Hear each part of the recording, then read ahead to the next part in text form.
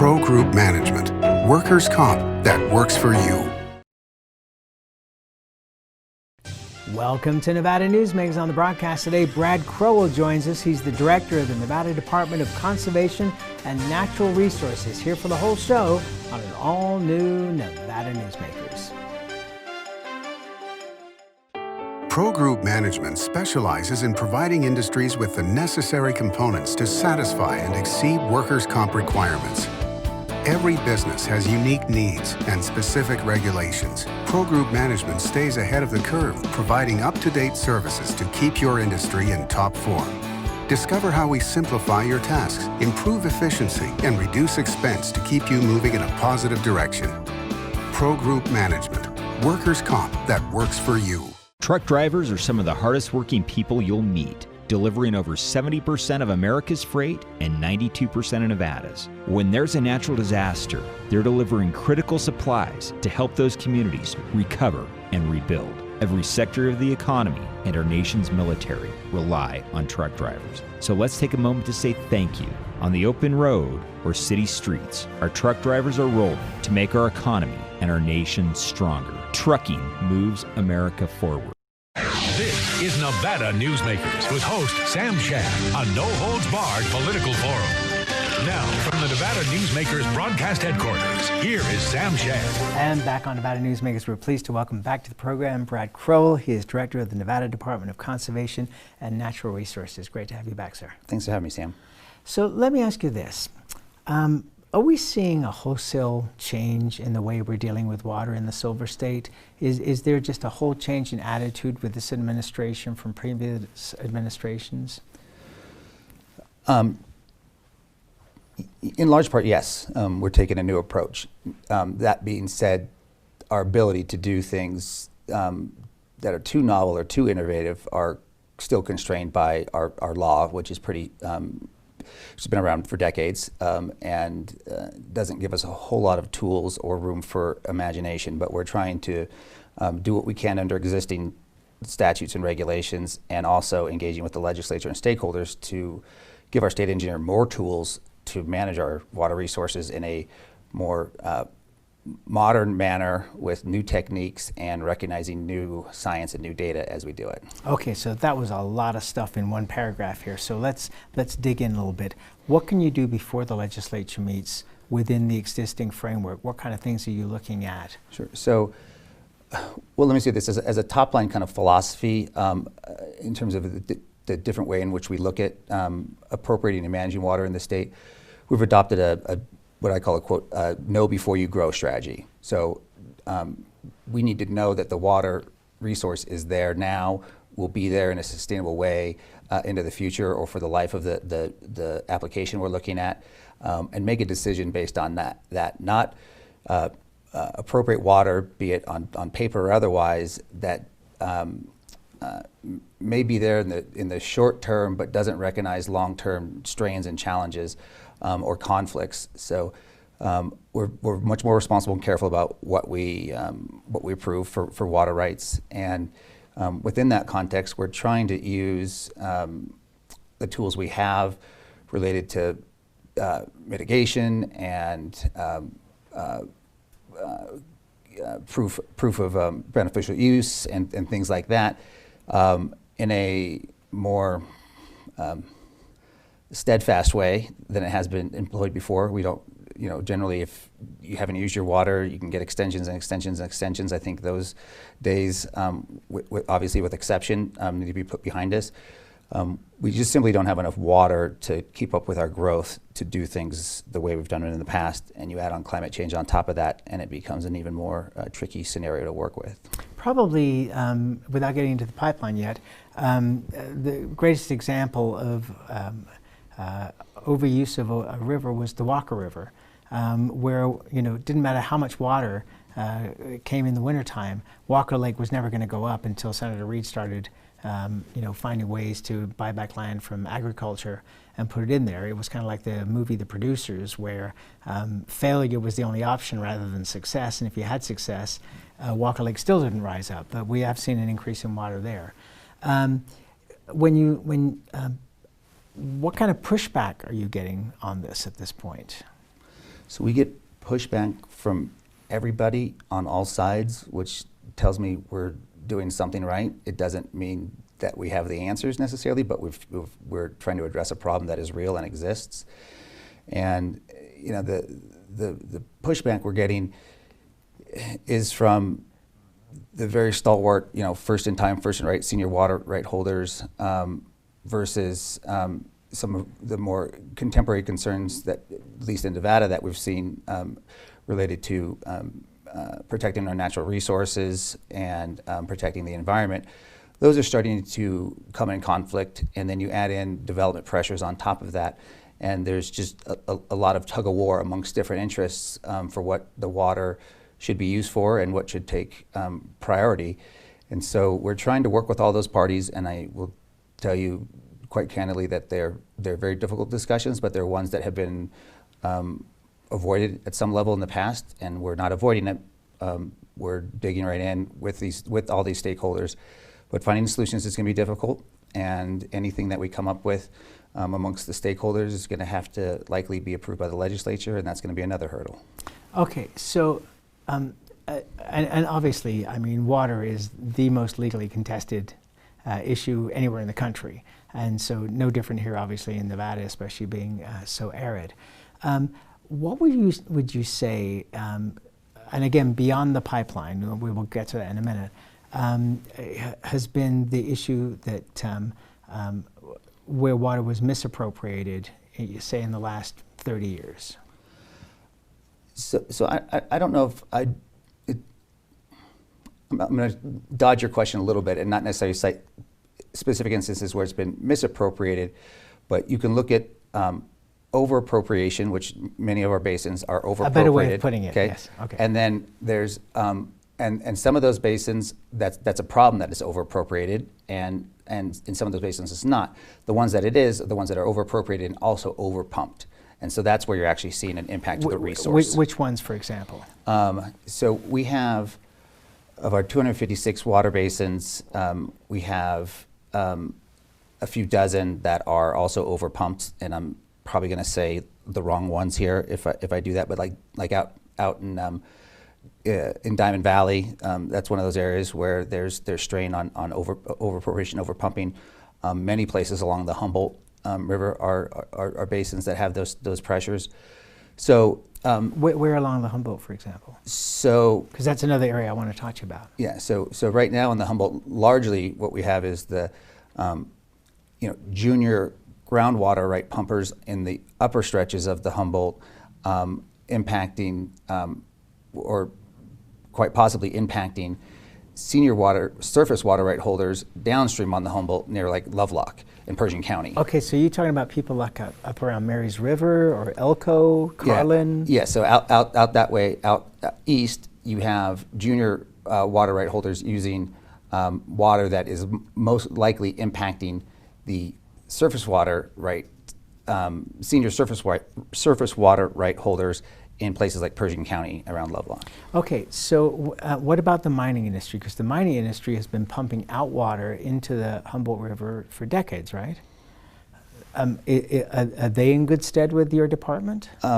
With regard to that, I mean, the big pressure on water from the Humboldt is irrigation, and what the mining industry is pumping into there from dewatering and other things like that, according to good water quality standards, pumping it back into the basins is de minimis compared to the agricultural use along that area.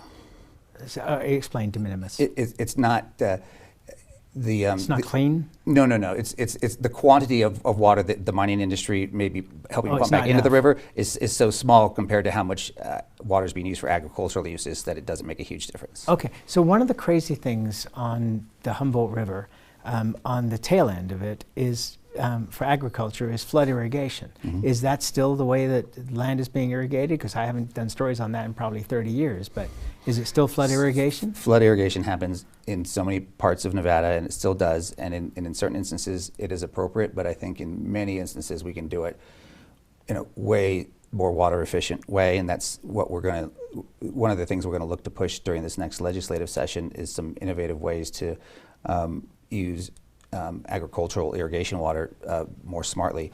The kicker is that agriculture producers generally aren't opposed to it, but there's an upfront cost. And Sure. so finding that a way to minimize or eliminate the upfront cost so that those new water technologies can be developed is probably the ticket. Okay, so I mean, on a really large scale, you can look at the LA Basin and see what floodwaters do there. I mean, it's billions of gallons of water that go out into the ocean that could be captured.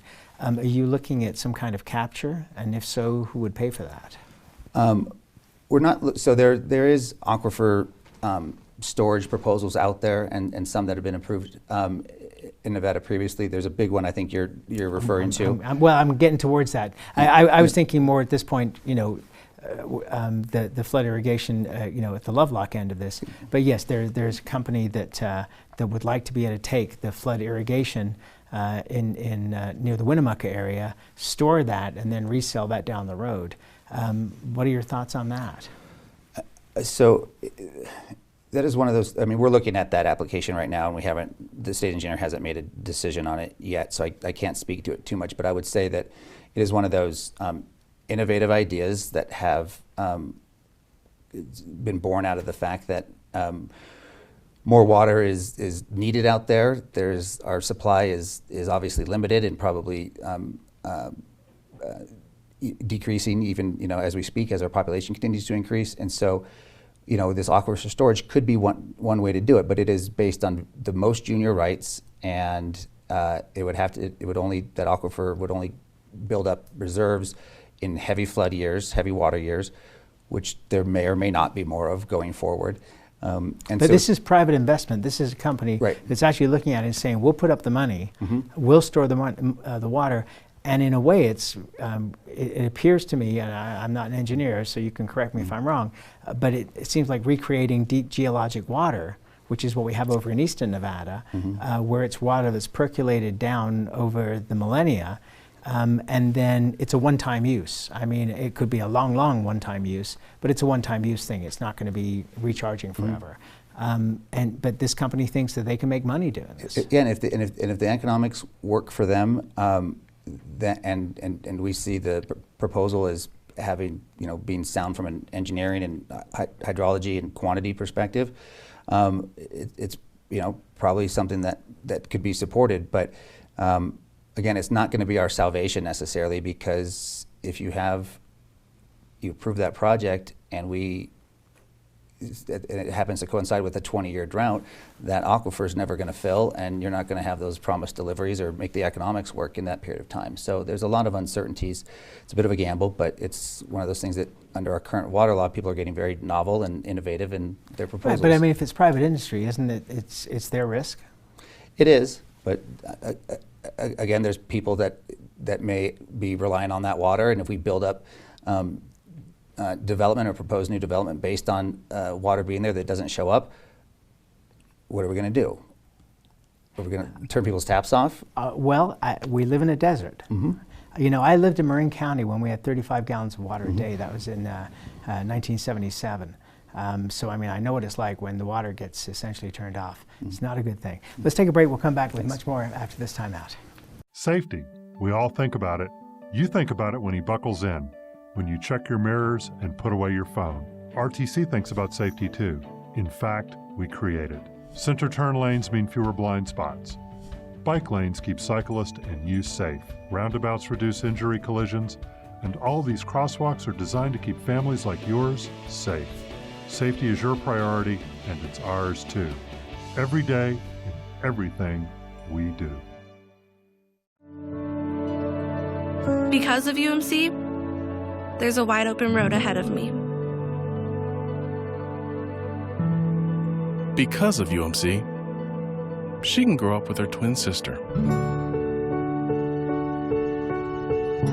Because of UMC, I'm here to help you. UMC, the highest level of care in Nevada. Hi, I'm Eric Robnett, owner of Home Energy Experts. Has this ever happened to you? Honey, did you remember to turn down the thermostat? Forgetting to set the temperature? Not fun. We can help. Our new smart thermostat keeps the temperature set for your comfort all by itself. I'm feeling hot now. To increase your comfort, Go to homeenergyexperts.com for details. That's homeenergyexperts.com. This is Nevada Newsmakers. And back on Nevada Newsmakers, we continue our conversation with Brad Crowell. He's director of the Nevada Department of Conservation and Natural Resources. So there's been a lot of excitement in the environmental community that, and I'm putting this in quotes, the Southern Nevada Water Authority pipeline project is dead.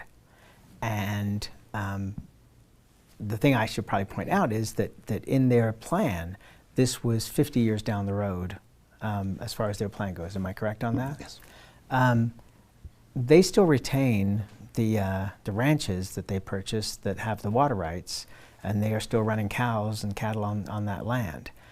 Do you think that as long as they continue to own those ranches and there's cattle on the land, that at some point in the distant future, this pipeline project could come back? No, and I'll tell you why. So they still own those ranches and the associated water rights. I mean, right now those rights are irrigation rights, so they'd have to have requests for them to be switched for manner of use. But they also had applied for a huge amount of other water rights beyond just what was on the ranches that they owned, and that was the bulk of the water that they were going to use in that pipeline. So and they have since withdrawn those applications associated with the rights that didn't belong with the ranches that they own. So they would have to reapply and have those awarded before they could do a pipeline of any quantity that would be worth building it from the north down to the south. I think that the idea is dead for the foreseeable future. It's and that's a very important phrase you just used there. Dead or foreseeable future? Dead for the foreseeable future, because that doesn't mean it's dead permanently. It just means it's dead for the foreseeable future. And the reason I'm saying that is that this is inherently as much a political issue as it is a water issue. Mm-hmm. And if you're looking 50 years out, none of the people who are in charge, I mean, I ain't going to be here in 50 years. I mean, sadly, I would like to still be hosting Nevada Newsmakers in 50 years, but I would be having to do it from 6 feet below. And I don't think anybody who is in the political world's career would still be going on 50 years from now. So, well, if you and I are both here in 50 years, I will promise to come on the show and talk to you about it. If my voice is of any value at that point. Our grandchildren, maybe. Yeah. So I think that the bigger issue, Sam, is in the foreseeable future, so that we don't recreate the past, in 30, 40, 50 years from now with proposals that may not have been suited for today and probably wouldn't be suited for tomorrow, is we need to look at the fact that we have 2 water management systems in Nevada that are because of our growth and because of the pressures of climate change and other Colorado River Basin users are starting to converge. In Nevada, you have the state engineer, which manages all the ground and surface water in the entire state, with the exception of the Colorado River. And that was an okay dynamic in the past because Colorado, Las Vegas and Clark County largely relied on the Colorado River for water, and then you managed the rest of the state with the balance of the ground and surface water. Obviously, with the pipeline proposal, that was a recognition by Southern Nevada Water Authority that they're going to need water beyond what is available from the river or the ground and surface waters within Clark County. And so if we're going to grant that it's true that there is going to be reliance in Clark County on ground and surface water in other parts of the state, then we need to manage it in a more coordinated fashion so that the state engineer is not walled out from what's going on the Colorado River, and those who manage the Colorado River for Nevada are not necessarily walled off from the state engineer, so that we're looking at it as a whole rather than in 2 bifurcated governance pieces. All right, so at this point in time then, there is no coordination between the State Water Engineer's Office and the Colorado Commission? Correct. And you were talking, and of course we're running out of time, of course, but when you were talking about looking at legislation for the next legislative session, can you briefly tell us, maybe the top 3 things you'd like to accomplish?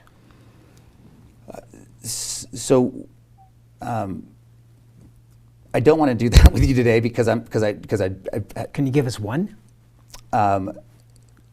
Sure. So looking at the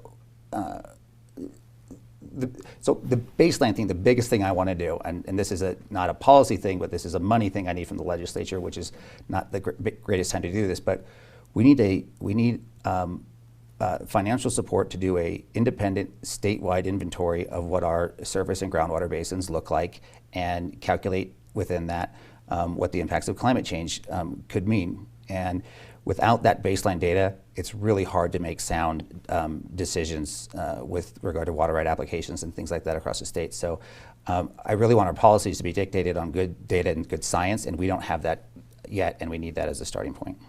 And how much money do you think that's going to cost? What are you asking for? I don't have an ask yet, but it's to do it well, it's probably $1 million. $1 million, okay. Mm-hmm. Well, that's not a huge amount by comparison with some of the numbers that are being thrown around these days. And we'll see what comes back from the federal government. Let's take another break. We'll come back. We'll have time for a couple of other quick questions here. And then please come back again, because I got like 5 pages of questions. Happy to, Sam. We'll be right back. Dimitri Prine here for Design Outdoor. Are you a homeowner who's interested in remodeling or building a home? At Design Outdoor, we can show you how adding natural or manufactured masonry stone can add beauty and value to your home. And we refer only the best contractors. Our store and backyard are located at 11600 South Virginia, just north of DeMonte Ranch Parkway. Visit designoutdoor.com or call us at 851-9499. Hey guys, are you watching the game at a friend's or the bar again because you can't watch at home with your wife? Or worse, because she kicked you out and kept your couch, your flat screen, and your kids? What's the one thing a man needs when he loses a good woman? A good lawyer. And when he loses a bad woman, he needs a great lawyer. What makes a good woman a bad woman? You tell me. You're the one that can't watch the game in your own home. I'm men's rights attorney Marilyn York, and I represent men in divorce, custody, and family law matters. Hi, I'm Dave Newman. Remember me? I used to be the house detective, and now I'm a realtor, full-time at RE/MAX Realty Affiliates. And a lot of people ask me, how's the market? You know what? It's fantastic. If you're even kicking around the idea of buying or selling, give me a call. Let's talk about it. Call me at RE/MAX Realty Affiliates and just ask for the guy who used to be the house detective, Dave Newman. This is Nevada Newsmakers. And back on Nevada Newsmakers, we continue our conversation with Brad Crowell. He is the director of the Nevada Department of Conservation and Natural Resources. He has already agreed to come back and visit with us again because we have so much more to talk about. But I wanted to ask you something that's fairly topical, which is the Ioneer lithium mine that they're trying to put in near Tonopah. At this point, Team's buckwheat has become a huge topic. Because the only place it grows, and it is just one version of buckwheat. There are lots of different versions of buckwheat, but its natural environment is right there near the mine. What are your thoughts on that being listed as an endangered species? And would that kill the mine project, which they've already spent $80 million on? So, we're going through a process right now under the state endangered flora statutes. To determine whether it should be listed as a state protected species. And so that process is literally, we're in the middle of it right now. We had to delay some of those workshops due to COVID, but we held them in the past few weeks, and we're gonna have one more that's focused on the small business impact part of it. That will conclude sometime before the end of the year. However, that would mean we'd only have a temporary regulation if we decide to move forward with one until the end of the next legislative session. It's a pretty rare plant on some unique geology. So whether it's going to be listed is, it looks very plausible at this point. The bigger question is whether you could mitigate for the impacts of the mining project such that you don't undermine the success of the species. Are you comfortable with the project that Ioneer has funded with UNR that have propagated a lot of these plants and are, and I've talked to Jerry Team, who this buckwheat is named for, and Jerry says, yes, this is a unique environment. So I mean, there's no argument about that. That's why this particular version of the plant grows there. But this was a very recent discovery by Patrick Donnelly's Center for Biological Diversity, And it just seems, and I've had this conversation with Mr. Donnelly on the program, that this was, you know, a reason to stop the lithium mine rather than, you know, necessarily the protection of the plant. And that may have been their intent. I'll leave it to them to answer that question. But it's also notable that the U.S. Fish and Wildlife Service announced just this past week that they are going to begin their 12-month review process to determine if a listing is warranted. And that likely got kickstarted because the state was doing its own process. And you know, while the Federal Endangered Species Act has timelines, they're rarely met. So I think the state process will still be ahead of that timeline, but it's going to be instructive to see two parallel processes going forward that are looking at two similar sets of data to come to an outcome. And again, I think the big question is whether you can mitigate the impact to the species and whether it can be propagated. And UNR is going to be looking at that. It's fine that they're doing that, but it also means that we have to keep that in mind when UNR provides input into our scientific review process that they've been retained by one of the interested parties. And that's where we have to leave it. Thank you, sir. Always a pleasure. We'll see you soon. Thank you, Sam. And we'll be right back. A bird's eye captures its surroundings at different heights. At Brian Culpa Photography, we can make your imagination soar over buildings, parks, cityscapes, and beyond. Brian's images tell the story and get the job done. If you need a new perspective to tell your story, contact Brian today. Brian Culpa Photography. Experience the bird's eye view at brianculpaphotography.com.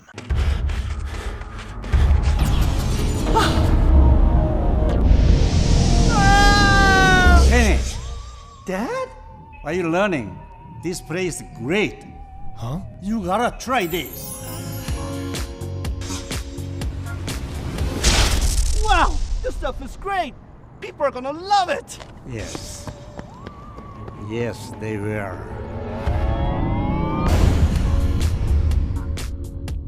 As you know, Reno is booming. Toll's development company is helping it grow with insightful design and development, building community with every project, adding beauty, adding excitement, emphasizing our shared humanity. Reno is becoming bigger. Toll's development is helping it become better, more livable, more enjoyable. To learn more, go to tollsdevelopment.com. tollsdevelopment.com. Take a look at Pro Group Management and see how your workers' comp requirements can be met head-on. By taking a proactive approach, Pro Group can assure that your company is meeting or exceeding state and federal standards. As you move forward in your industry, Pro Group moves with you, simplifying regulatory tasks, clearing the way so you can get the job done and look to your future success. Pro Group Management, workers' comp that works for you. You can now watch Nevada Newsmakers on YouTube. Just go to YouTube and search for Nevada Newsmakers and become a subscriber. We'll see you on the next broadcast. Thanks for watching and listening.